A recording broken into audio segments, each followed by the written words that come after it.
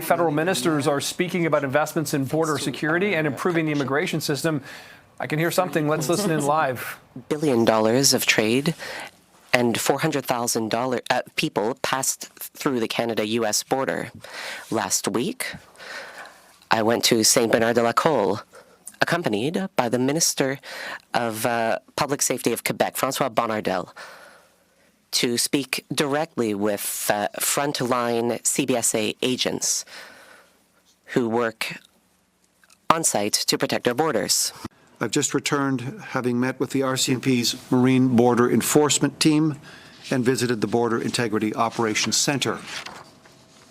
Through joint efforts from Canada and the United States, less than 1% of the illegal drugs and crossings into the United States came from Canada.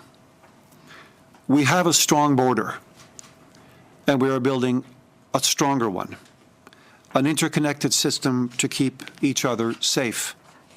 And nowhere is this more apparent than Canada's firefighters assisting American crews fighting the worst wildfires Los Angeles has ever seen. Canada and the United States have a long, mutually beneficial relationship that keeps our economies strong and our people safe. This hasn't changed at all. To keep it that way, we must always work to maintain and improve that relationship. And when it comes to border security, we are tackling the flow of illegal drugs, guns, and irregular migration. At the federal level, we have been absolutely committed to working with all provinces and territories as we meet these challenges head-on for both Canada and the United States. I'd like to sincerely thank our provincial and territorial partners who are working hard to provide additional assistance to defend Canada's border under our Team Canada approach, especially Ontario, Quebec, Alberta, and Saskatchewan, who have stepped up. And to the incredible businesses who are working with us, thank you also for your outreach and engagement with your American counterparts. We must work together to protect our people, our jobs, and our economy. Last month, our government presented a comprehensive border plan to bolster the security of our shared border and further increase the level of collaboration with our American counterparts.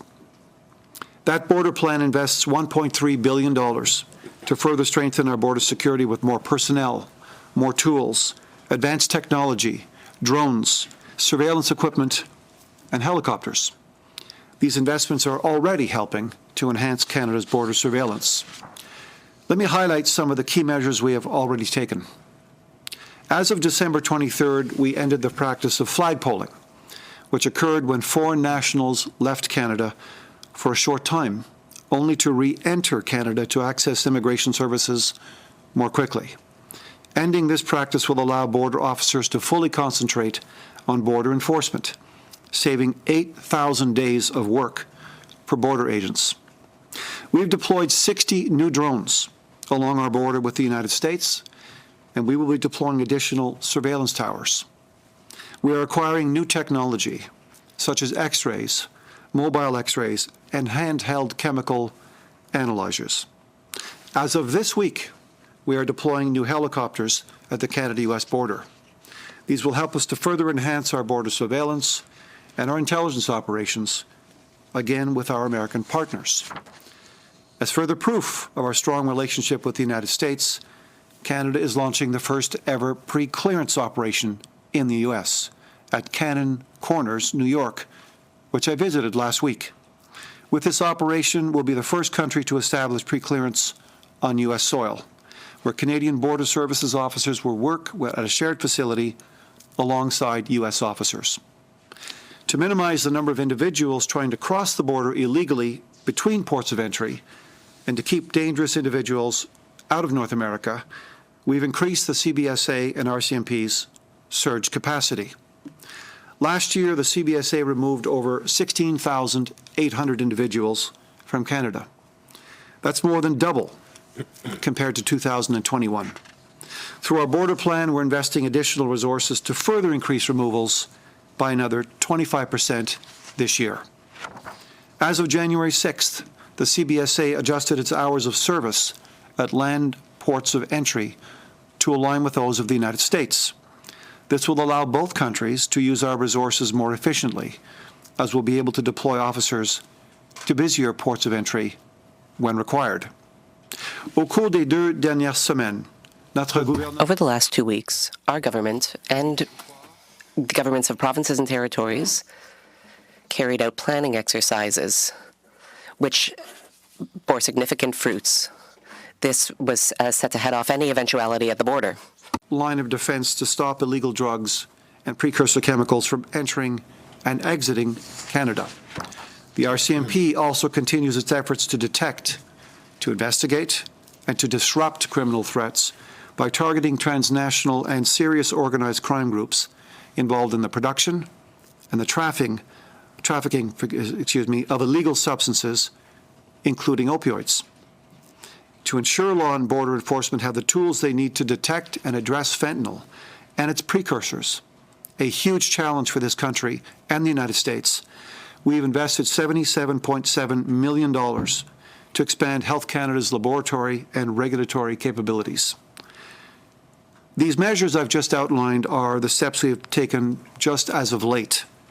We will continue to work with our American partners to ensure that our border is the most secure and efficient in the world.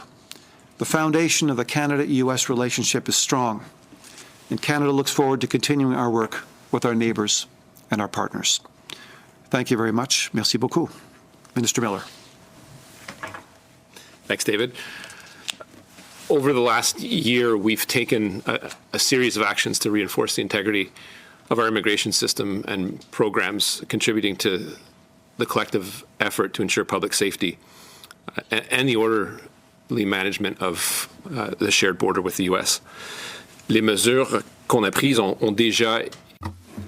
These steps have and will continue to have a measurable impact on the management of our immigration programs and the strengthening of our national security at a critical moment for both our country and our neighbors to the south.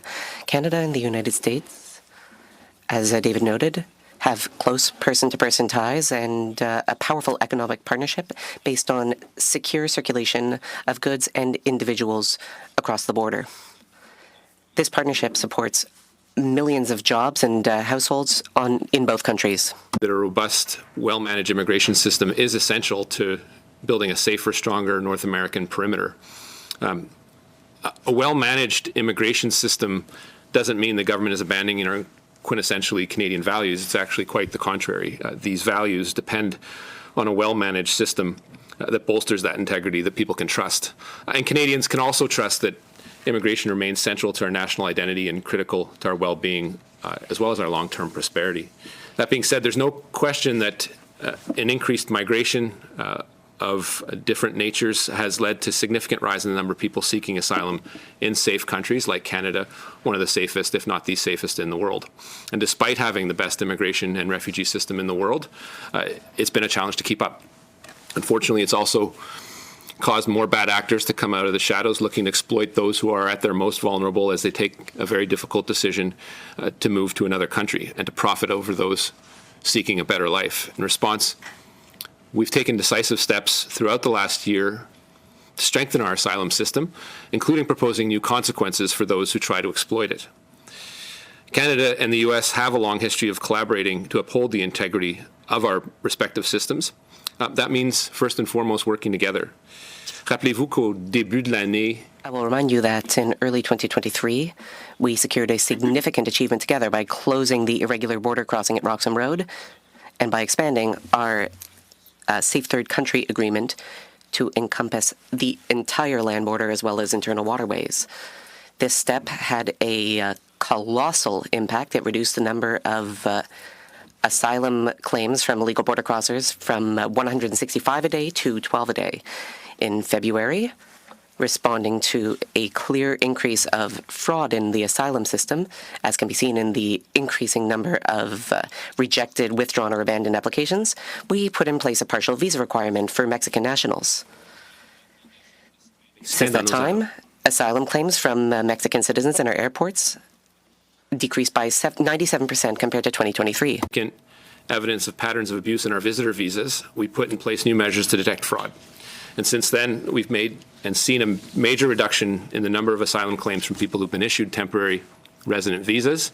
And visa refusals are also up by more than 61% with countries where we spotted the highest levels of abuse. You've been distributed a number of charts that evidence that in a more graphic way. You can do with those what you will, but there's a number of important data points we think are significant that chart the course of the progress that's been achieved over the last year. Nous mettons également en place de nouvelles réglementations. What is more, we are putting in place new regulations to prevent people from advising others to abuse our system and to rapidly penalize those who attempt to do so. Most immigration and citizenship consultants adhere to strict professional standards, but some provide paid advice with no authorization or encourage people to be fraudulent. New regulations will give IRCC and the College of Immigration and Citizenship Consultants more powers to penalize these individuals. We are proposing monetary penalties up to $1.5 million, as well as other consequences, such as naming and shaming bad actors on our website. Not only enhance Canada's ability to manage those who enter the country, but also strengthen border security. They've also proven effective at protecting the Canada-U.S. border from irregular southbound crossings. After we imposed the partial visa requirement that I mentioned earlier for Mexican nationals, we've seen a rapid decline in Canada being used as a backdoor into the U.S. A number of the Mexican nationals intercepted while trying to cross illegally has fallen by 72% since June alone. I can also report that our heightened scrutiny of visitor visa applications has led to an 89% overall reduction in foreign nationals crossing illegally into the United States over that same period. And since launching our system to verify every study permit application that corresponds with an authentic letter of acceptance, which has been a challenge over the last year from an accredited post-secondary learning institution, we've seen a 91% drop in legal U.S. crossings by those with and those holding Canadian study permits. Plus récemment, comme l'a mentionné David, nous avons... More recently, as David noted, we put an end to the practice of flag polling. That's when foreign nationals leave Canada and immediately come back in over a land border in order to access immigration services on the same day, instead of putting in an application online and waiting their turn properly. Flag polling used up precious border resources and kept Canadian and American agents from doing more important tasks. Ending this practice freed up 8,000 workdays. That's the equivalent of one person working very hard for 20 years straight. These changes will help prevent fraud and facilitate the legal cross-border circulation of goods, services, and people that our countries depend on. Between countries is also crucial to a safe and orderly migration. Adding to our existing processes of sharing relevant data on foreign nationals applying to immigrate to either country, we've extended our information sharing agreement with the Americans and will now share immigration-related information on permanent residents in both Canada and the U.S. This information is really mission critical to having a safe border. And by granting these extensions, both countries are better equipped to screen applicants and make informed migration decisions and also prevent fraud. Okay, we have been listening in as the Ministers of Immigration and Ministers of Public Safety in Ottawa this morning outlining steps being taken recently by the federal government, enhancing border security and immigration processes here in the country. Interesting point from Public Safety Minister David McGuinty highlighting that less than 1% of the illegal drugs getting into the USA is coming from Canada. That's something we've heard incumbent President Donald Trump talking about. And then Mark Miller there talking about, the beefing up of the border and immigration, et cetera.